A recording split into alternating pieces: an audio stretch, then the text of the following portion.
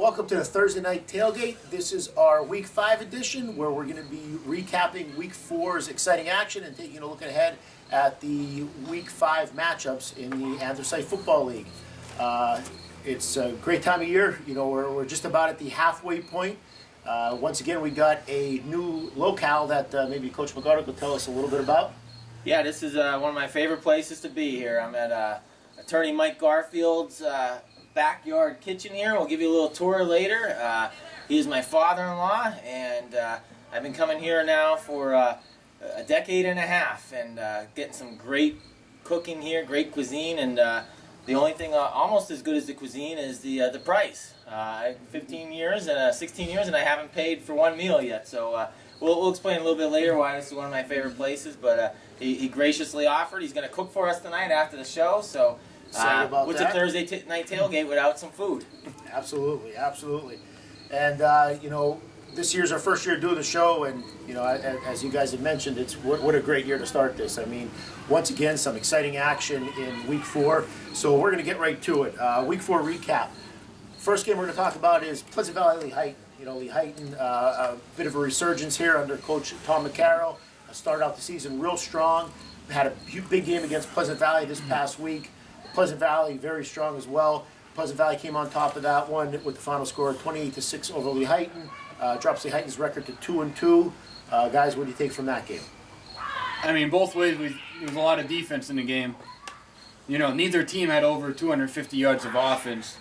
Lehighton really struggled with turnovers this week. Last week, Lehighton had 7 turnovers. Yep. And, you know, they got a big win last week. This week, they threw 4 interceptions, and it really came back to bite them. And, you know, losing a turnover battle, it's tough to win a game, especially against a good Pleasant Valley squad. Absolutely. It was a reversal of their fortunes. The week before, they were opportunistic. This week, they were the victims. But, you know, we've been talking about them all year long on defense, and they still did a nice job on defense. They eliminated Austin Bohr, who's a sophomore tailback, maybe one of the best, maybe 2 years in a row now, the best back in the NBC just as a young guy. But they limited him to, you know, to a pretty mild game, 154 yards as a team, and but the turnovers just killed them. Yeah, and you know, as a result, the stat that jumped out at me was the average starting field position. Pleasant Valley was playing with a short field all night, and you know, when you play against a squad as talented offensively as Pleasant Valley, I mean, Lehighton's defense did a great job, but you keep giving them that short field, and you know, eventually something's going to give. And you know, I'm looking here; their average starting point was Lehighton's 44-yard line. So keep giving that short field; they're going to score some points. But once again, Lehighton obviously doing a great job. You know, came up on the short end this week to Pleasant Valley, 28-6. So we'll move on. Next game we're going to take a look at is Blue Mountain. Wyomissing over Blue Mountain. Blue Mountain drops to 1-3, but boy, you take a look at their 3 losses. They lost to Conrad Weiser. They lost this past week to Wyomissing, the defending state champ. They lost a tight game to Pottsville, and their 1 win is over Jim Thorpe, which is a really quality win. But as far as this game goes, what do you make? It's hard to tell what Blue Mountain is right now because of who they played. I mean, for all we know, Blue Mountain could end up being a 6-5 or 6-4, 7-3 type team, but we don't know because they played such quality opponents. One thing they got to be concerned about is that, you know, their coach mentioned that they were handled up front, you know, and they got to figure those things out. But, you know, now they're going to be hitting some part of the schedule now where they're going to be some winnable games, and we'll see. You know, in AAA and District 11, a lot of times 6 wins will get you in. Yes. So they're not going to throw in the towel on the season, but again, it's kind of hard to see because of what schedule they play. Sure. Right, and the secret's out with Blue Mountain.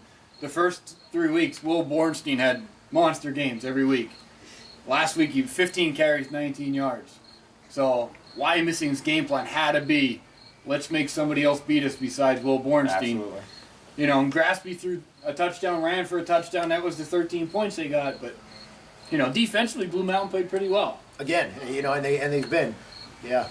You know, Blue Mountain, like you said, it's 4 quality teams they've played. You know, they beat Jim Thorpe, which we were very impressed with Jim Thorpe's been doing in the Anthracite League, and lost his 3 quality opponents. So, I mean, 21-13 against the defending state champ is no, you know, that's no slouch, but at the same time, we got to see what they're all about here. I guess we'll get a better idea this week against Berks. Right, and I didn't get a chance to address it last week with being out, but got got a little heat 2 weeks ago when I gave Blue Mountain a slight edge over Pottsville, but obviously that was a close game. It came down to wire. We all thought it was going to be a close game. We all said that, but that flack, by the way, is a real reason he wasn't here last week. It wasn't the birth of his second child. It was that flack. He didn't want to come and face the heat. Yeah, that was exciting. Thursday night tailgate is second only in excitement to that excitement that we had. Close second to the excitement that we had up at the household last week. Well, congratulations. Thank you. We're going to address that a little bit later, but congratulations. Thank you. It was a lot of fun. But, okay, we'll move on. Next game we're going to take a look at, interesting one, Marion at home against Conwell Egan. They played on a Saturday afternoon. Yeah. Kind of reminded me of the old days back when Coach McGarr and myself were in high school. Coach McGarr was a little bit older. Same here. I played up there. Did they play Saturday afternoon? Saturday afternoon. Wow, okay. Well, you're older than we thought you are. Yeah. Not that old. But we all thought this was going to be an interesting game. We didn't know much about Conwell Egan. We knew they were going to have some athletes, which they did, and they seemed like Marion was much more physical than Conwell Egan, and Marion was able to get their first win of the season. Marion over Conwell Egan, 28-13. Yeah, we sat here last week, me and Coach McCardle, we said with Marion, something has to happen to kind of turn the season around. They play Conwell Egan, it's 0-0 at half. I'm sure in the locker room, they're in the game, obviously.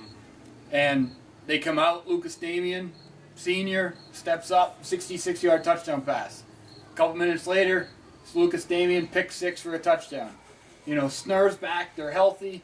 They don't have any more excuses of why they're not playing well. They're back. They're healthy. It was good to see defensively they played well. Stephen Hall, the nose guard, they said he had an awesome game. So good to see Marion get on the board with the win. Absolutely, and we told you in the beginning of the year we expected Marion to have a good defense, and it finally showed up. And not only that, we told you in the beginning of the year about how athletic Lucas Damian is. If he was here right now, you'd look at him and say that's probably a lineman.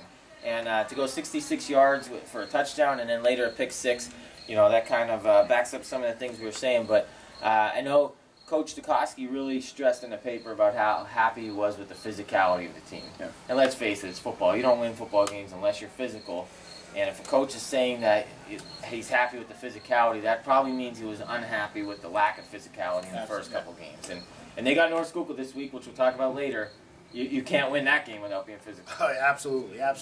And I'm curious to see how it kind of goes from here because, even with a few injuries, you look at Marion every year. They got successful younger programs at the lower levels, and you look at the roster and there's some numbers there. So and they got a freshman team. Most of the smaller schools don't have a freshman team. Yeah. So I think the thing that Marion always kind of had was they had maybe their second tier players. They're kids that were their 7 through 15 kids. Were always real solid kids, and I'm very curious to see how that plays out over the next couple of weeks. Is this win going to be a springboard for them going into the meat of the anthracite schedule? Yep. So Marion's offense, they scored 3 TDs this week. That's their highest output of the season, obviously. So yeah, I think they had 3 or 4 total coming into the game. Yeah, so 3 games. They doubled their season total. Yeah. And the defense has been tough. I mean, Monty did a number on them, but Monty's been doing a number on everyone. Yeah. But Marion has a distinction of holding Monomoy to 40 points. Yeah. Everybody else let up 50 or more against Monomoy. So yeah, you gotta say Marion's defense. That's the best decent this year. Yeah. All right. So the next game we got is Shenandoah over Montoursville. Shenandoah gets their first win of the season, and we talked about both Shenandoah and Montoursville ran through a gauntlet weeks 1 through 3. Both had real tough schedules. Both of them were probably really looking forward to this game, thinking that they're both playing teams that are on kind of a similar tier. And Shenandoah came out on top 41-14. Shenandoah played a real solid all-around game. Shenandoah getting their first win of the season. So what'd you take from this game? Yeah, we said going into this, 2 teams that had to be excited about that week of practice. And, Coach is going to talk a little bit about Shenandoah in a minute, so I'll focus on Montoursville.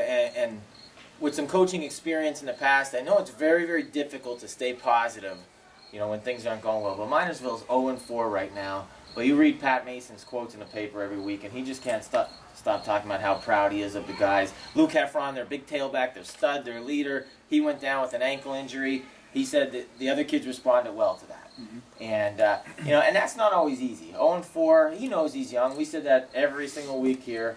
but he's still positive every week. The kids are still working hard, and despite the coming out on the short end of this, you gotta really pull for Minersville and hope they get a couple W's this year and lay the foundation for the future, for some future success because of what we're picking up from what Coach Mason's saying. What year's Heffron?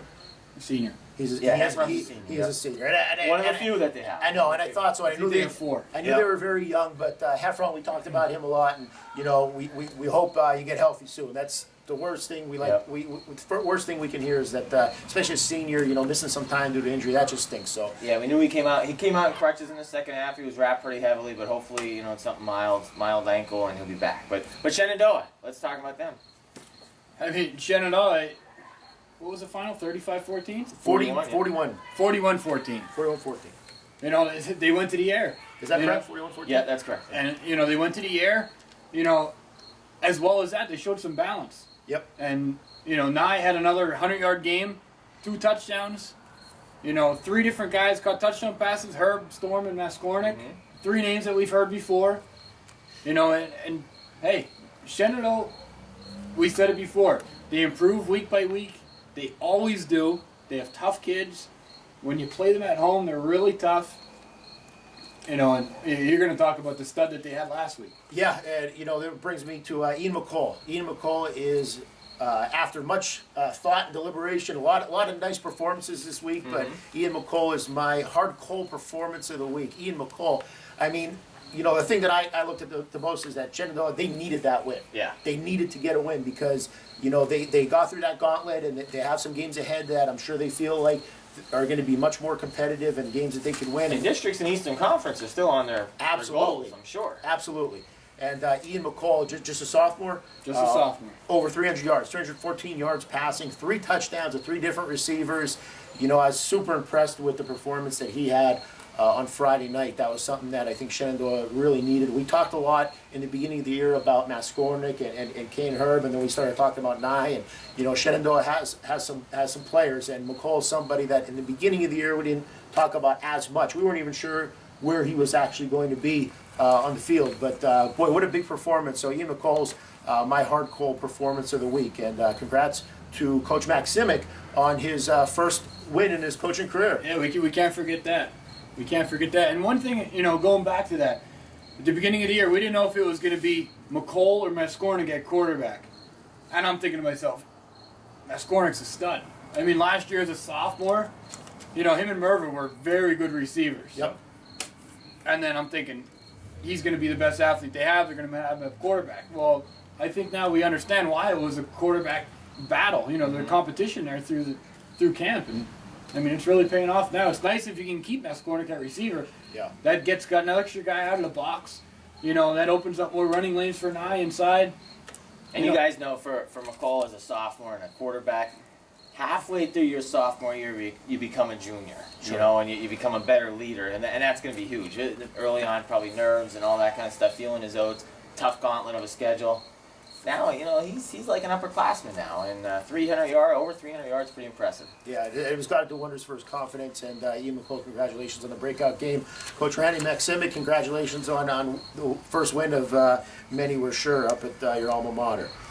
Moving on, next game, Jim Thorpe over Panther Valley. I was fortunate enough to get to this game, as were you, Coach. Yeah, good time. And we saw a real exciting game Yeah. at halftime, 28-20. Kind of had the feel of last year's Jim Thorpe PV game. It did. 49-48 game. It did. It was exciting. It was a good atmosphere. It's a rivalry game. It was a tight game, and I look at this game and I think back to the PV Mona game opening week, and PV's they're putting up points. Yep. They're putting up points.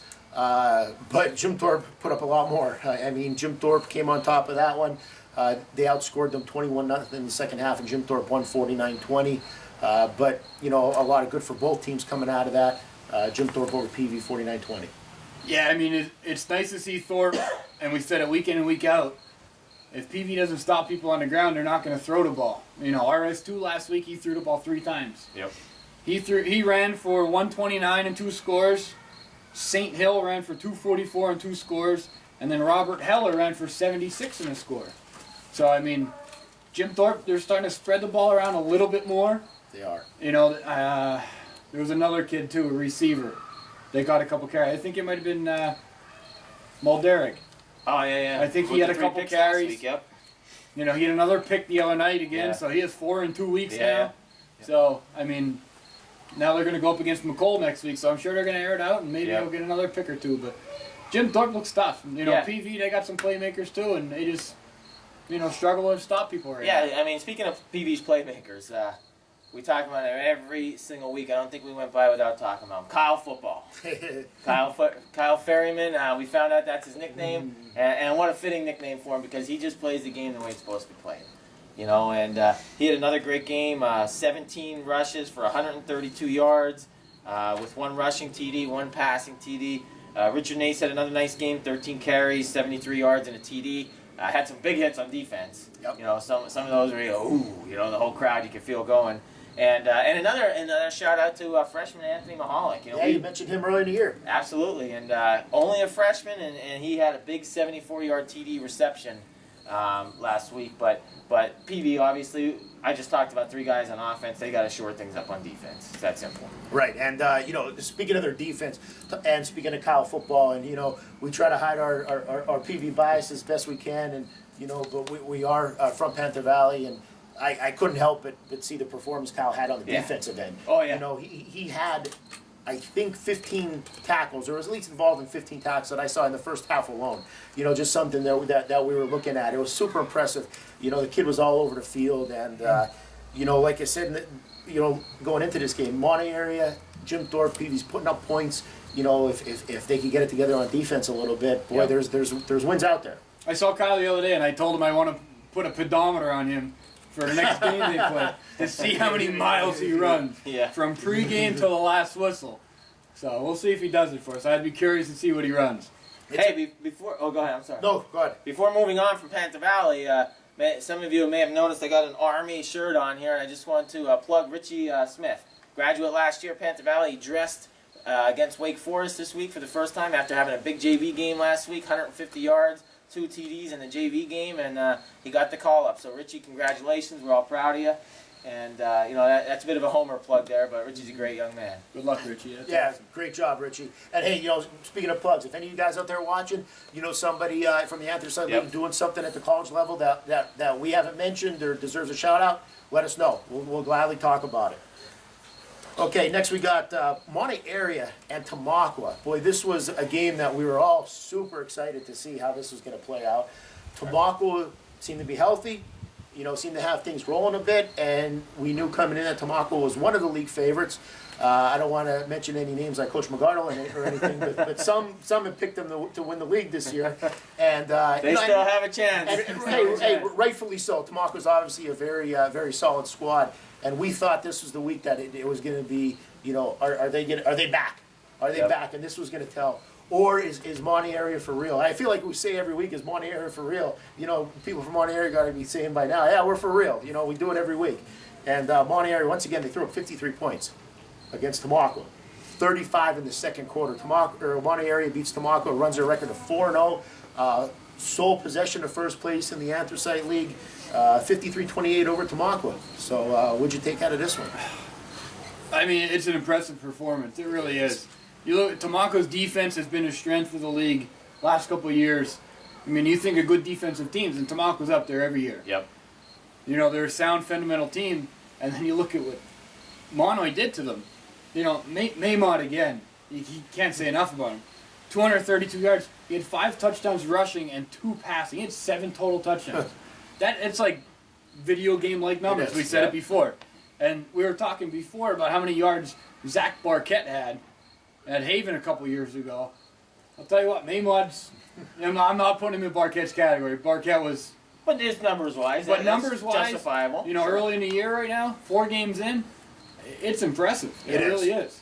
Absolutely. And, you know, listening to Coach Bonner's quotes in the papers, and we're all friends with Coach Bonner, but the thing he kept saying over and over is how impressed he is with where they were athletically last year and how much they've improved, in the athleticism standpoint, and that's where you win games. I mean, we could say Maymont's numbers, but one guy alone doesn't do it. There's 11 guys on that field that are better athletes than they were last year. And I mean, that's huge. The off-season work that these Monte area kids put in is very obvious. And, you know, the one thing that was there's many things impressive, but when Tomako really loaded the box to try to stop that midline, and Monte hit some big pass plays to really open things up. And Right. boy, if they're going to throw the ball like that on top of the way they're running the ball, it's an impressive offense. Yeah, you got guys on the edges here. You got Mason Evans and Jason Richmond. I mean, Richmond every week seems like he has 2-3 scores himself, and he had 2 catches for touchdowns the other night. He's a junior. Evans is a sophomore. We talked about how young they are in certain spots last week. So Some of those catches, too, if you saw them in the game, they looked like baseball outfield catches. They were all alone because the run was working so effectively that the play action was even better. They're out there awaiting the ball sometimes. And that leaves me, we could talk about some of the Tomako guys in a minute, but my Black Diamond performance of the week. And I've always gone with the big number guys all year long, but this year I'm going to go with guys, or this week I'm going to go with guys you can't put the numbers on. The Mono area offensive line. And I'm going to say their names. Hopefully I get everybody's name right. Center Steve Belusky, guards Josh Katchmar and Bailey Fort. Tackles Tyler Kavinas and Henry Bloom. And those guys, when you're putting up 50 points a game, 49 points a game they're averaging this year, you don't do it with just skill players. They're the guys that get the press. But these guys are the ones doing the work. And one of the things I really like to see is every year down at Palmerton we have a weightlifting competition in the spring, to kind of the middle ground between the off season to see how football players are doing. And I recognize these names. Katchmar's been coming down there for years. The Forts have been coming down there for years. Bolesky, talking to these kids in the spring at these competition, and that's where you win football games if you're a lineman in the weight room. And Tomako's line, that was what they were touting in the off season. And Mono area took it to him for 53 points. yeah, it's an awesome performance all around. And Coach Holman's been saying, people have said we haven't played anyone, and I'm sure, and I've been in that position when I was coaching. You have some success when you're not normally having success. People don't respect you sometimes until you beat them. Yep. So their model needs to be up there. You know what? If you're not going to respect us, we're going to take it from you. And week by week, I guarantee you right now, Panther Valley, Marion, Nativity, and Tomako, I guarantee you, those 4 teams respect Mono. Yeah. And it's just going to go week by week right now.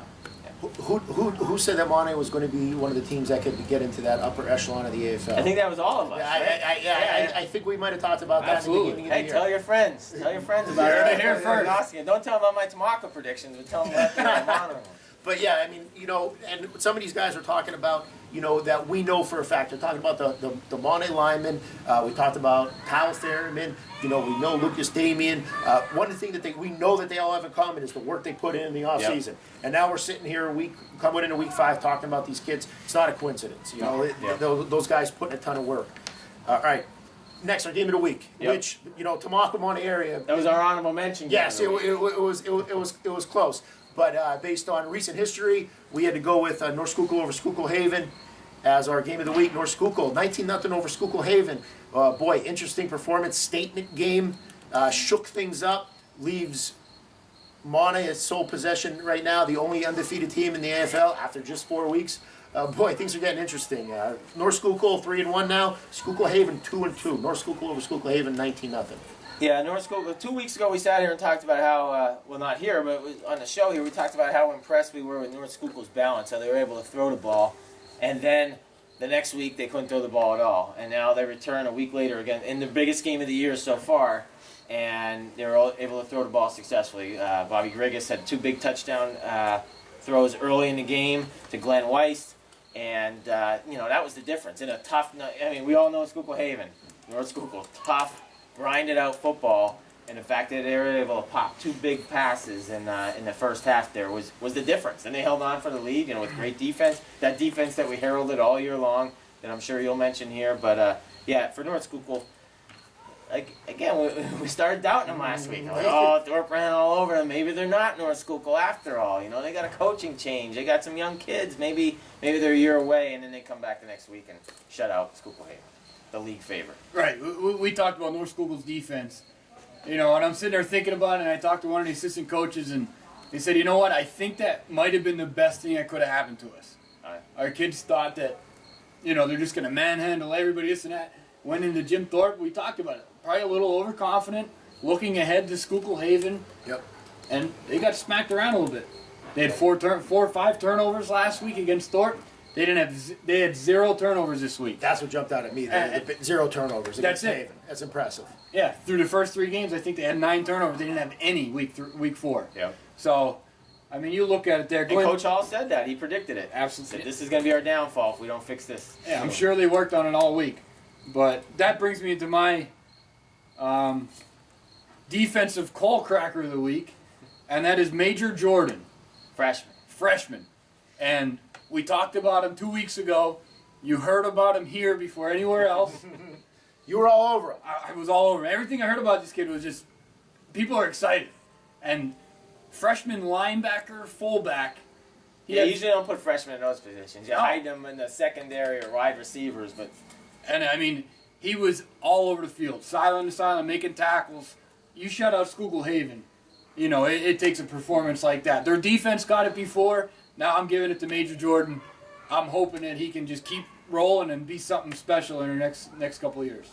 Yeah, impressive performance, especially looking at the competition. I mean, physically, to hold your own like that and excel against a team like Haven that has all these returning starters, that has the physicality and the strength that they do, and for him to come up with that big game like he did as a freshman is, boy, it's super impressive. It really is. Yeah. So, great job there to Major Jordan. And speaking of Haven, we hope that quarterback Fink he comes back. He was missing last week. He's injured, with a leg injury. Hopefully he comes back right away. And also speaking of Haven, we had a blast up at the Jungle last week. We were invited to do part of the show up there, and it was just outstanding. Good time. And we appreciate that. We might come back up again. You make the playoffs, maybe we'll do another show up there. Yeah, I mean, it was an awesome place. And it's nice to see a place like that in town, a small town, where kids from different communities come to work out together. And all they're doing, they're getting better. We talked about the kids that are working on the off season. That place, is nothing but the sky's the limit. It really is. Small towns, that could be in a couple of abandoned storefronts, and they turned it into this unbelievable gym where kids come, like you said, from all over and work out. And I was just super impressed with it. I thought it was great, and the hospitality was unbelievable. That was cool. Yeah, great. Awesome. Current standings. Let's take a look at these. Well, we said Monty area. Right now, Monty area is 3-0. Yep. Now, do we have anyone else 3-0 in the league? Jim Thorpe. Jim Thorpe is also 3-0. Okay, my mistake. I think I mentioned Monty was sole possession. I got him now. So Jim Thorpe and Monty both 3-0. Neither of those teams who we had in our top 3. Nobody, yeah. Everybody in top 3 was Tamaqua, Haven, North Schuylkill. But we did say Mono could be a team that can get into that. We did. Okay, so and that's my mistake. I mentioned sole possession, but Jim Thorpe 3-0. The Blue Mountain loss, keep forgetting. Blue Mountain's not until next year, so that was a non-league loss. So North Schuylkill, sitting there 3-1. They're right there. Right there. But this way, if they win out, they didn't play Mono yet. I shouldn't say if they win out. If they beat Mono down the road, and somebody knocks off Jim Thorpe, then they're at least tied for. Oh yeah, somebody's gonna win. Somebody's gonna win this thing with 1, or we're gonna have a 3-way tie with 2 losses, or that's just the way it's panning out this year. It looks like. And Haven 1 loss. Yeah, Haven 1 loss, 2-1. That's it right now. So that's what we're looking at right now. We're looking at everyone else has a lot of work to do. Monty area, Jim Thorpe 3-0. Tamaqua and Shenandoah have 2 losses each, and then there's some others that are out of the mix as of now, but that's where we're looking right now for the league title. And the thing is, having those 2 losses now, it's not so much the 2 losses, it's the 4 teams ahead of you. Yeah. That you got to hope to jump. But boy, it's going to be interesting because even these teams with a couple losses, there's teams capable of pulling an upset. Shenandoah's capable of pulling an upset. Mm-hmm. PV's capable of pulling an upset. Those are just 2 that jump out at you because of the points that they put on the board. So it's going to be interesting to see the way the next few weeks play out. You got to take care of the football. Yeah. You look at Jim Thorpe beating North Schuylkill. Yep. And Jim Thorpe's a very good team. I'm not taking anything away from him. It was 5 turnovers by North Schuylkill. Yep. You can't have 5 turnovers and expect to win. So you do not know on a Friday night what's going to happen. You take any of those teams at the top, if they turn the ball over, they'll be beating any of the teams at the bottom. Yep, it's a tough league. Yep. Well, all right, so what we're going to do right now is that wraps up week 4. We're going to take a little break. We're going to come back with our week 5 preview. Okay, on our little break here between last week's recap and this week's preview, we decided to give you a little bit of tour of the outdoor kitchen. Coach Cramsey mentioned it's one of my favorite places around, and figured we'd show you around here. So right here, this is a work in progress right now. This is a pizza oven that we put in this summer. One last step in the whole process. Our good friend Barney Sheridan, the proprietor of Kelly's Irish Pub, is gonna stucco the rest of the oven. But man, I'm looking forward to some wood-fired pizzas here. Compliment to my father-in-law. I told you earlier I like to mooch off of them a lot here. We're over here a lot, and while we're here, a lot of times we'll enjoy a nice little college football game or an NFL game. As you can see, we're pretty stocked up. We got a griddle, a restaurant-grade griddle under here. And I'll tell you what, we're the Thursday Night Tailgate show. This is what you need for a good tailgate. So when it gets a little cool, we get a fire going in here, and also can cook right off of this here. Sends it right out the chimney, and of course you need your traditional grill, and sometimes you want to expand the menu, you want some smoked ribs or something like that, so we got the smoker over there. So we're the Thursday Night Tailgate show, and if you're going to tailgate, you got to do it right, and my father-in-law Mike Garfield certainly does. All right, we're back with Week 5 of the Thursday Night Tailgate. We're taking a look ahead at the Week 5 games right now. Took a little break, had a great meal courtesy of Mr. and Mrs. Garfield here in Summit Hill at their outdoor kitchen. And boy, I can see why you like to spend a lot of time here. Oh, yeah. We were treated to the double cheese whammies. They originated back in Sarah, Pennsylvania, right on the borders with Waverly, New York. And yeah, that was nice. And it's getting a little cool here, so we moved a little closer to the fire. You know, the last time I had a burger that was in that category was a Screamers from Tony's. Yeah. You know, that I'm not saying it's the same, but the last time something jumped out at me like that. Anytime Anytime you put a slab of butter on something, it always makes it better. Yeah, absolutely. Or some marshmallow fluff. Yeah. All right, we're taking a look at Week 5's games now. Let's start off with Blue Mountain. We're going to talk a little bit about Blue Mountain.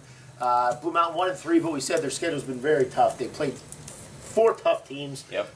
You know, they came on the short end 3 of those times, but you know, real close games. This week they played Berks Catholic, who's 4-0, but I don't know if Berks Catholic's played the type of competition that Blue Mountain did. Yeah, you look at Berks Catholic's first 4 games, and you know they gave up points and they scored points. So it wasn't like they really blew anybody out yet. Their competition that they played, I'll be honest, I don't really know a whole lot about them, but Yep. I don't think they really played anywhere near the competition that Blue Mountain has. So Yeah. I think it's going to be very interesting. Blue Mountains beat a 3-1 Jim Thorpe team. They lost to a 4-0 Conrad Weiser team, a 3-1 Pottsville team, and a 2-2 defending state champ Wyomissing. So they played some talent. I said in the first segment we're going to find out a little bit more about Blue Mountain, I think, as the year goes on. You know, and it's at Blue Mountain, so that's a Yep. nice plus for them. And like we said a little bit earlier, Bornstein gets going. I think it's going to be to their advantage. And one of those games where we say next week we can tell you more about it because we don't know much about Berks Catholic right now. Yeah, but Blue Mountain, if they start going on a little bit of run here in the middle of the season, it certainly wouldn't surprise any of us. I think, you know, based on the way they performed the first couple weeks of the season, we could certainly see that. Yep. And that AAA, the Wide District 11 AAA, wide open every year. Okay, so the next game we're talking about Lehighton. Lehighton's at home this week against Deriff. Lehighton's 2-2. They have an opportunity to get some points against a 4A team, which would be huge for district rankings. Deriff much improved though. Yes. Yeah, Deriff was always a doormat. And Deriff and Allen, year in and year out, they would be 1-18 or 1-19 combined, and that one win would be against the other. Right. And now Deriff's putting up points. You know, we talked about them at Pocono East a couple weeks ago, scoring almost 30. They're 2-2. They're not the automatic win that they used to be, which is kind of nice to see. You know, It is good for those kids. Yeah, when they moved to the MVC, we thought, you know what, they can't be playing Parkland and Nazareth and Whitehall every week and getting beat up. Now they probably got some more kids out, more interest, but this is one that Lehighton has to get. The Morning Call had a nice article this week about Lehighton talking playoffs for the first time in a couple of years, and like you said, 4A team points. I'm not going to begin to try to explain the new point system, but we know. And you're a math major. Yeah, Or minor, exactly. Minor, whatever it might be. But yeah, you got some background in math. A little bit, but I won't pretend to understand that. But I know if you beat a big school, it's a good thing. Yeah. And Lehighton wants to get this one. Yeah, Lehighton hasn't won at home yet this year. Yep. The 2 games that they did win were on the road. You know, they're at home this week. I'd like to see them get a win. You know, and they definitely could do that. I think they need to control the ball. Because like you said, Deer's been scoring some points. Lehighton's defense is definitely going to get tested this week. And I would like to see Lehighton control the ball, get a win, defensively, put some pressure on them again. Yeah, I think it's an interesting matchup with Deer's, some of the athletes they have, their athleticism, and Lehighton, some of the physical kids that they have, especially in the trenches. So that's going to be an interesting matchup. Both teams are 2-2. The winner takes a huge step and goes above 500 at 3-2. Yep. Tamaqua has a non-league game this week against Annville Cleona. Now, Annville Cleona is 0-4. Tamaqua 2-2. Tamaqua, boy, a bit of an enigma right now. We kind of thought after week 3 that they were healthy going into that Maunay game, and the Maunay win might not be the huge surprise, but I think the 35 points in the second quarter, the final score, is a big surprise. And I think this is the second time this year we're talking about Tamaqua in that aspect with the Jim Thorpe game, now the Maunay game. So Tamaqua's 2-2, so this is a big game for them even though it's a non-league, to get back on track. Right, I think you look at this as Tamaqua, and you're like you said, you're hoping to get back on track because they got North Schuylkill and Haven coming the next 2 weeks. Yep. So, they're 2-2.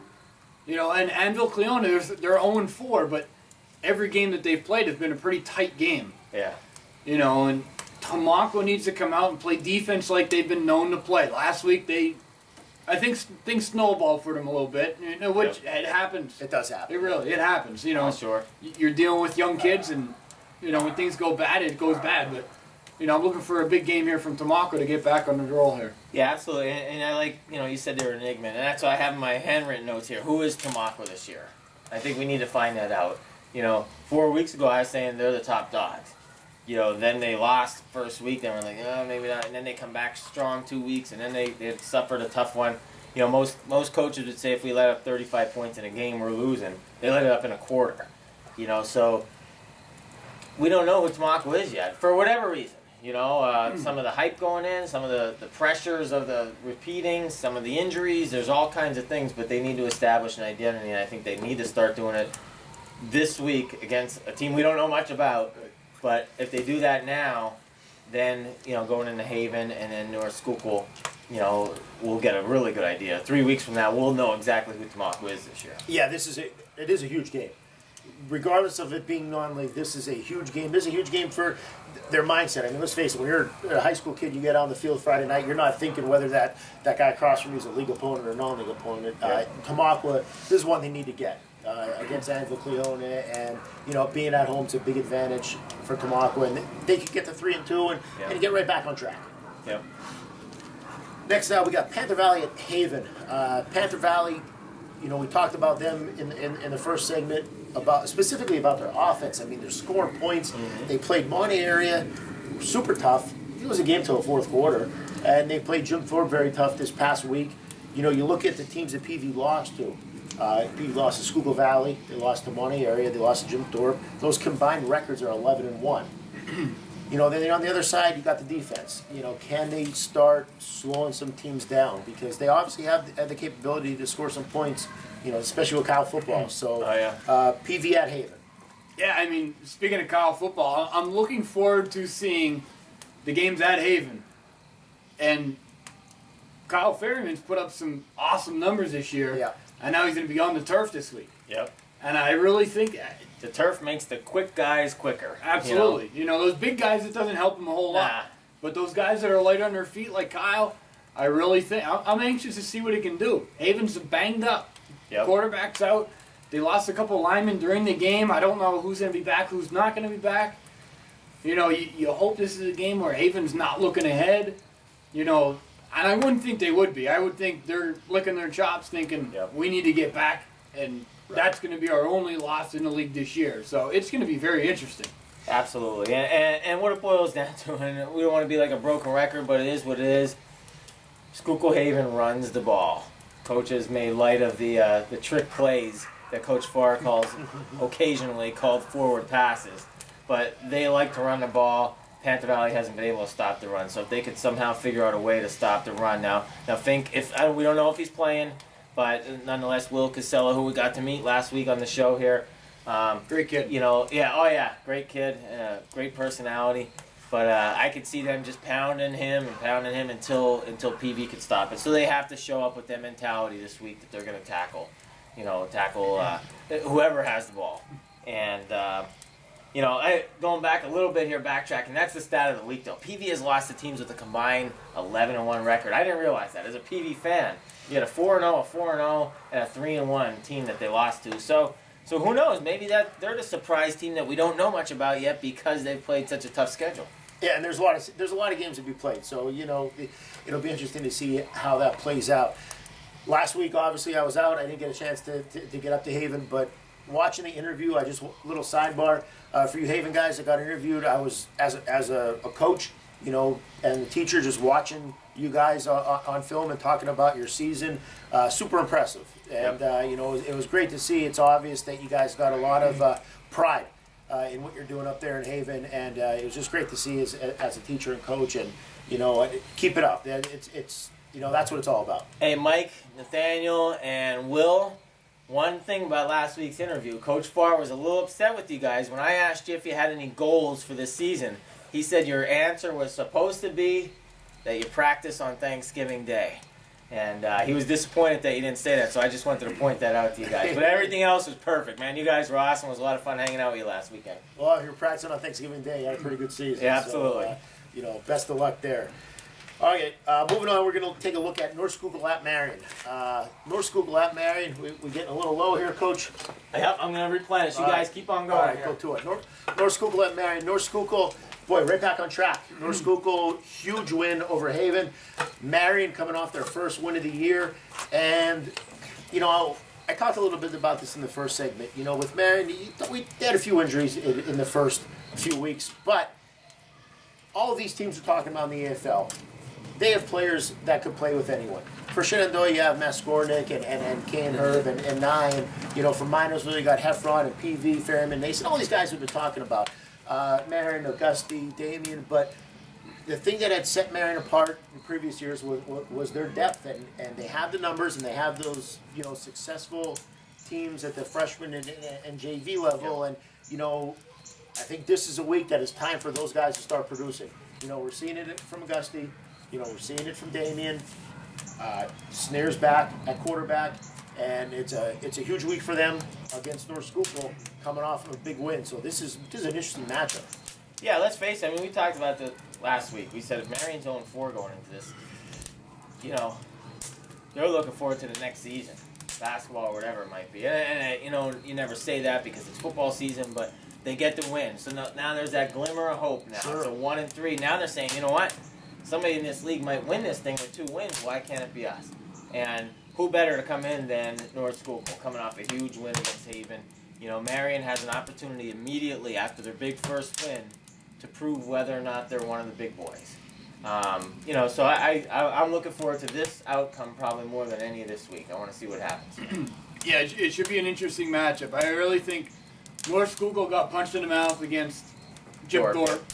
Came back with a very impressive win last week. That was very impressive. The way that they responded after the loss, and Coach Hall, whatever you guys did that week, wow, great job, because that was very impressive to see the way you come back after that. Right. So, very impressive. And honestly, I think North Schuylkill, they got that taste of losing in their mouth. I don't think they want it anymore. Yep. And I really think they're going to be tough to beat the rest of the year. Marion on the other side, they finally got a win. Week 4, they get a win. They're 1-3. Not the end of the world. Yep. Can they continue to show improvements? They're healthy. Can they continue to grow? They got a couple home games in a row right now. I'm very anxious, like you said, to see the outcome of this game. If it stays close in the fourth quarter, anything can happen. You know that. Yep. So I'm anxious to see. Where's this one at? Marion. At Marion, okay. Yeah, this is a big one. I mean, this game, it has an opportunity for Marion to completely turn things around. Yep. You beat North Schuylkill, everything changes. Everything changes. And, North Schuylkill obviously wants to build on the big win that they had against Haven. So, you can look at it 2 ways if you're Marion. Oh, we got to play North Schuylkill after they just beat Haven. Or you can look at it as, hey, we have an opportunity to go out there and really shake things up. Right. So, And one other thing there, too. North Schuylkill is getting off playing Haven. Next week, they have Tamaqua. And then Mount Carmel. So if there's any letdown game, this is it. Yeah. So they you're going on the road. You know, you're North Schuylkill. You want to go down there and take care of business. You know, you can't afford a letdown. You know what had happened when you went to Jim Thorpe, so you got to take care of it. Yeah, I mean, that's a great point. Monty area. You know, Speaking of possible letdowns, that's usually your thing here, the transition. Thank you for picking up the slack there. I mean, Monty area, they're playing Minersville this week, and you got to think that Monty area coming off the win against Tamaqua, Minersville coming off the loss against Shenandoah, is Monty going to be up for this game? Now, with possible letdowns, this is a game where you would think, okay, a possible letdown. I don't think so. The way that Monty's been playing this year, the taste of success that they have right now, which they haven't been used to on the football field, I don't see it happening.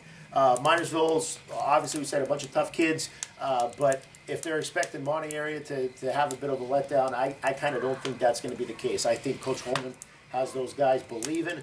I think they're looking forward to Friday nights every week, and this is at Monty area, so you know, Minersville got their work cut out for them. Yeah, Coach Holman's job, number one job the next 2 weeks, is making sure there's no letdown. Getting ready for Minersville, getting ready for Carson Long next week, because then after that they got 3 huge ones in a row.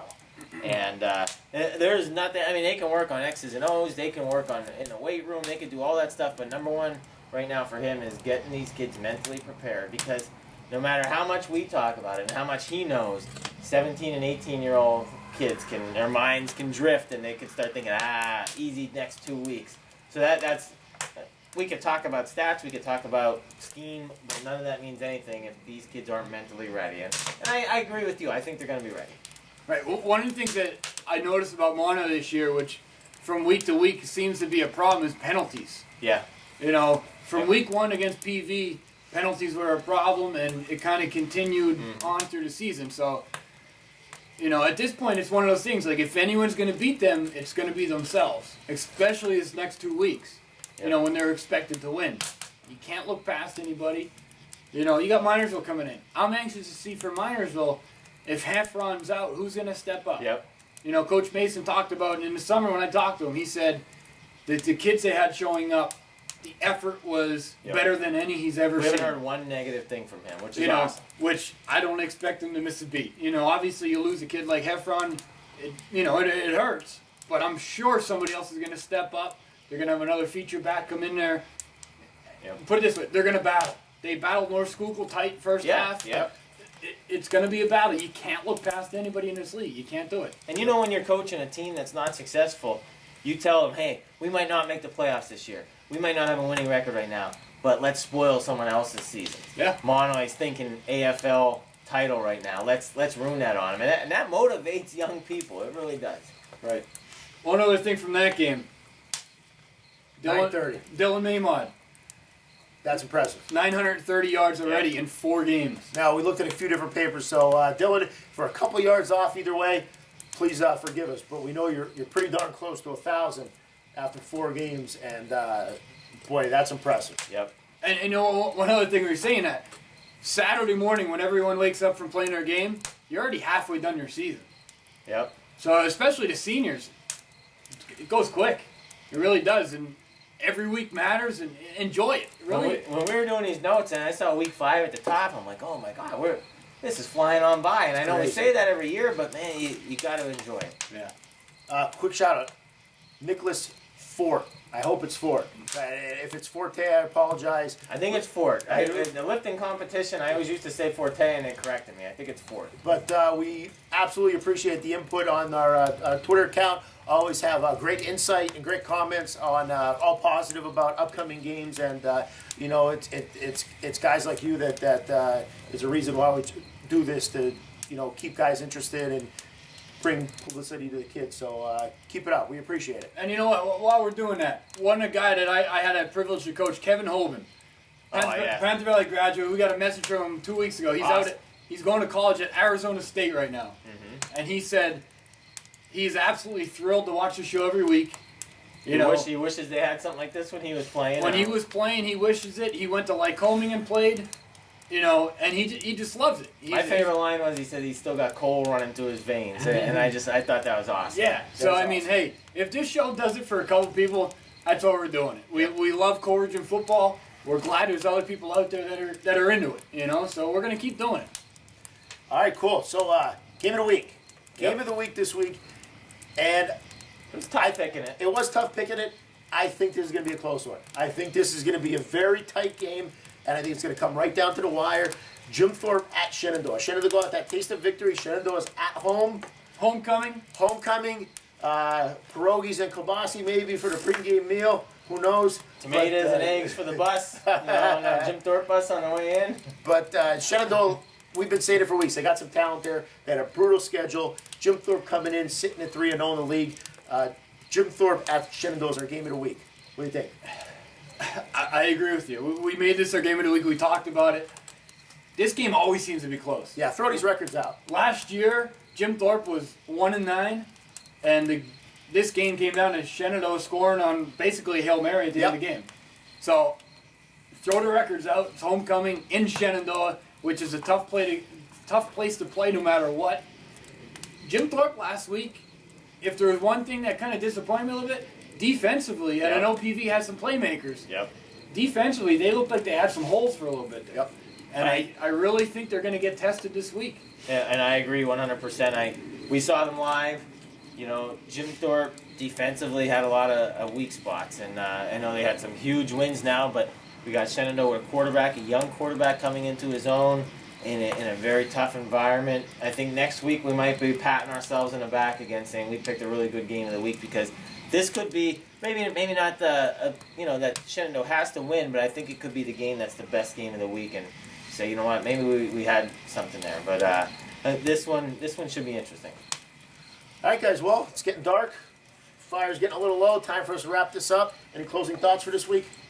How about some district playoff talk? Yeah, I mean, just looking at that, it's going into week 5 here, but Never too early to talk playoffs. right. You look at Single A, Williams Valley, Monomoy, Tri-Valley, Pius, and going into the year, everyone thought Haven's the favorite. Haven's the favorite, and I know they've had a tough early schedule. Yep. With Wyomissing and North Schuylkill. Havens is sitting at number 7. They're the right 7 seed right now. Yep. So they, Which means that their room for error is small.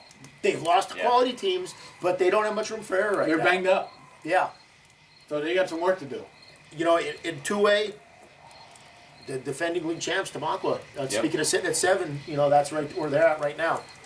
So, Yeah, Tamaqua. Pine Grove, Catasauqua, and I talked to my Colonial League friends. Catasauqua is going to win this thing running away, they say, but they said the same thing last year. They said the same thing last year, and Penn Argyl beat them in the final game. But Pine Grove, Catasauqua, Penn Argyl, and Palisades is how it stands now in AA. And North Schuylkill's at 6. Yes. So I would expect North Schuylkill to make a serious push there to get in. Yep. Now, AAA, as we said, wide open. Right now, you got Beckett 1, Pottsville 2, Lehighton 3, Jim Thorpe 4, 5 through 8, Southern, Saucon, Blue Mountain, Allentown Central Catholic. With Allentown Central Catholic, you know, they get a couple wins against those 4 teams. You know, they'll shoot right up in the Lehigh Valley Conference. So, getting very interesting. We got some big matchups ahead in the next few weeks. Closing thoughts. You know, my closing thought, the biggest thing would be for teams that right now are through 4 weeks and maybe don't have the best record or maybe aren't where they hoped or thought they would be. You know, keep plugging away, guys.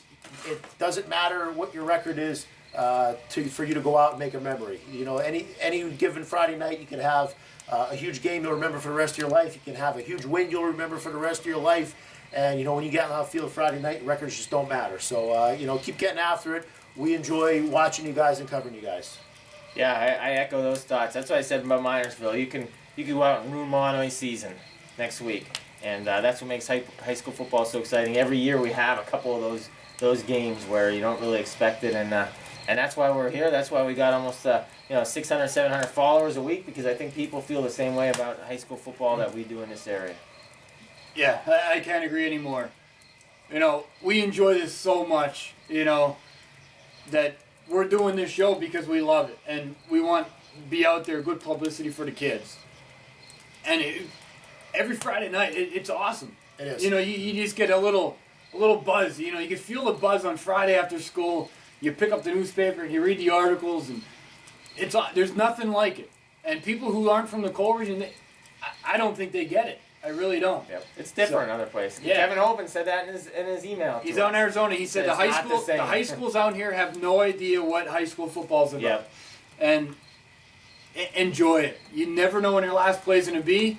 Seniors, hey, don't regret anything. So it's been awesome so far. First 4 weeks, we couldn't ask for anything better. Half a season down here, we're having a lot of fun. Absolutely, a lot of fun. Like we said, regardless of what team you're from in the AFL and what your record is at this point, everybody, you have a lot of fans out there. You have people who enjoy watching you, enjoy your Friday nights, enjoy covering you. Thanks again for joining us. We'll be back next week. That's it for this week. Collision Football out. You guys ready for another double cheese whammy? I think so. All Let's right. do it.